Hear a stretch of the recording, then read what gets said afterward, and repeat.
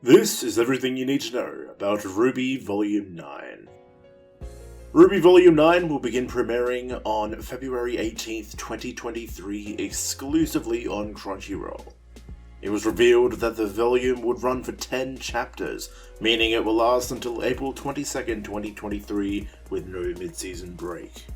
The trailer dropped, and it is primarily focused on the Team RWBY crew in the Ever After, talking to these new animals, which means yes, we will have to deal with an even larger cast of characters than before.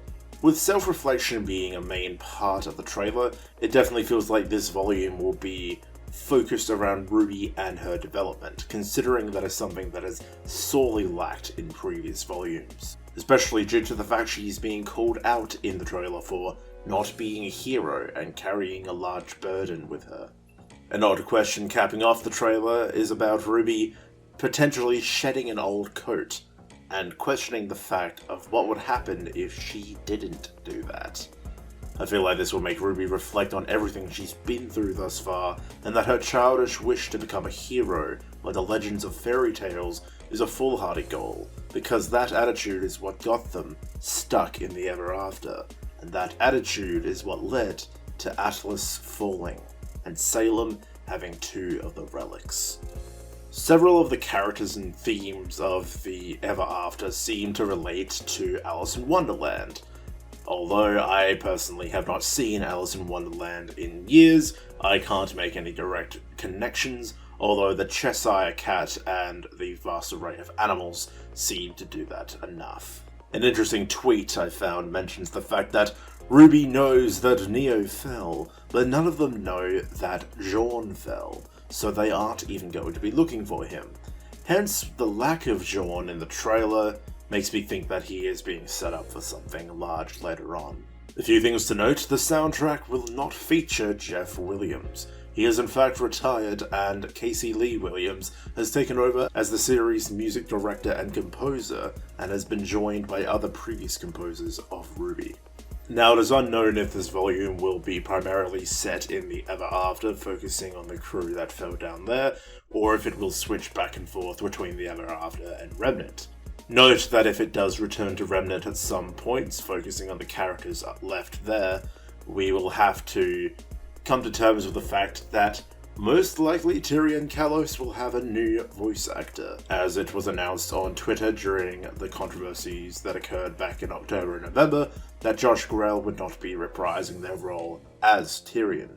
During the trailer, there is in fact another person who appears to be a blacksmith, covered in either a metal armor or they themselves being metal, although I have a feeling that is just armor. Some people have mentioned that it could be Alex, aka the girl who fell through the world. The girl who fell through the world was actually a fairy tale that Oscar recounted to Ozpin during that time when he was being tortured in Salem's chambers. In the book Roman's Holiday, it was revealed that the girl's name was actually Alex. It seems to connect to Alice in Wonderland. However, instead of Alice in Wonderland, it's Alex in Ever After. The cat and the mouse, the Cheshire Cat and the mouse that RWBY has called Little, seem to be their guide to the tree, and the main animals we seem to be getting along with during this volume. Touching on the subject that RWBY is airing exclusively on Crunchyroll this time around, it definitely feels like to me that because of the recent controversies involving Rooster Teeth, it feels like that they're trying to disassociate Rooster Teeth from RWBY by putting it exclusively on Crunchyroll first. It definitely feels like it was a move to save face, and definitely as well, probably to make more money, as they know more people would obviously be subscribed to Crunchyroll, and not that many people would want to bother with Rooster Teeth. On a Q&A on Rooster Teeth's website, that's where they announced that it would run for 10 chapters, and that the episodes will be available on Rooster Teeth first, exactly a year after they air on Crunchyroll, and will be made free sometime after that. Which makes me think, wow, that's a big gap between airing on Rooster Teeth first and Crunchyroll. The fact that they're willing to wait a year As well, in this Q&A, they announced that they're looking to make Crunchyroll the de facto home for RWBY for the long term, involving all volumes of RWBY, including World of Remnant, RWBY Chibi, Fairy Tales, The Grimm Campaign, and Crewbie Behind the Episode, RWBY Rewind, Talk Crewbie to Me, and everything in between. And, of course, Ice Queendom. But with RWBY being their biggest IP, it definitely feels like they want it to be put somewhere where the most eyes can get to it, and where people don't have to think about the Rooster Teeth name, because instead, it's on Crunchyroll, primarily.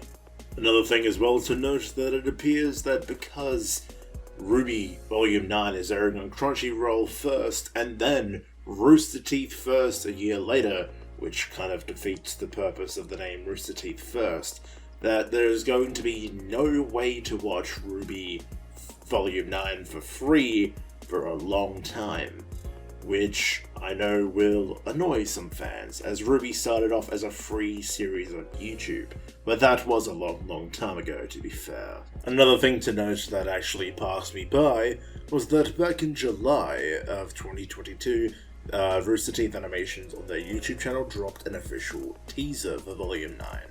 In the description of such, it actually states, "After the harrowing events of Volume 8, our heroines are thrust into an unknown world, the Ever After. However, once Team RWBY explores this strange and mysterious realm, they quickly discover it might not be quite as unknown as they first assumed.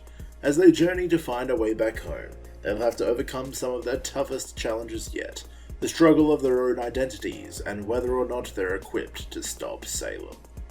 This tells me that definitely the Ever After will force these characters, Team RWBY, Neo, and maybe Jaune, force them to encounter their past or versions of themselves, which definitely seems to reflect that, but with the actual trailer having a scene where the Volume 1 RWBY is looking down on the current RWBY.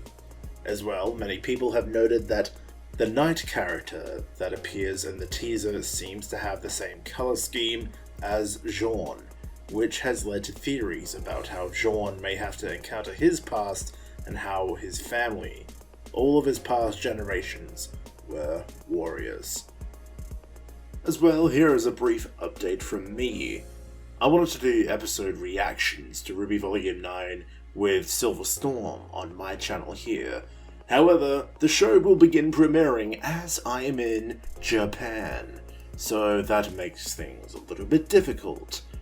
So instead, we've decided when I get back from Japan, we'll be doing a grand watch along of the first 3 episodes, as by the time I get back, episode 3 should premiere a few days after, and then we will watch the preceding 7 episodes individually on my channel.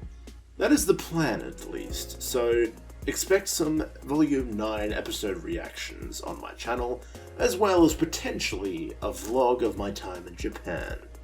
So for now, that is all from me. Please stay tuned and subscribe for more RWBY content. I've done theories before under a different name, and I intend to do more RWBY content in the future, whether that be theories, episode reactions, or whatnot. Also stay tuned for a possible Japan vlog for when I go there in February and return in March. Thank you very much, guys. Please subscribe and like, and have a good one. See you later.